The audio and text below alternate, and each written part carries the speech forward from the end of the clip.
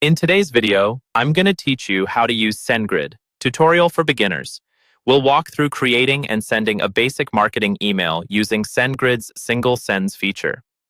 This is perfect if you want to send a one-time campaign, like a newsletter or announcement, to your audience. Once you're logged into your Sendgrid account, look at the menu on the left-hand side of the screen, find the option labeled Marketing, and click on it. This is where all of your marketing tools live, including campaigns, automations, and contact lists. We're focusing on single sends, which are one-off email blasts, not automated sequences. Inside the marketing section, click on Single Sends.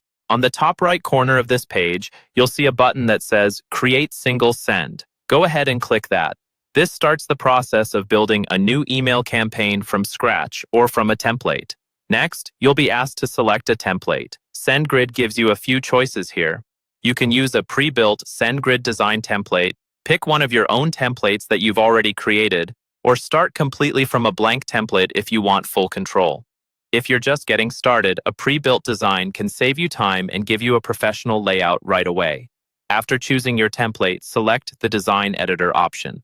This is Sendgrid's drag-and-drop editor that makes it easy to customize your email without writing code.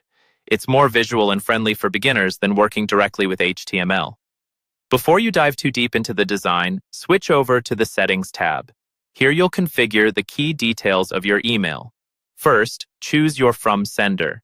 This needs to be a verified sender email in your Sendgrid account, which helps with deliverability and makes sure your messages don't look suspicious. Then, enter your subject line. Try to keep it clear and concise so your recipients know exactly what the email is about. Finally, under Recipients, select the lists or segments you want to send this email to.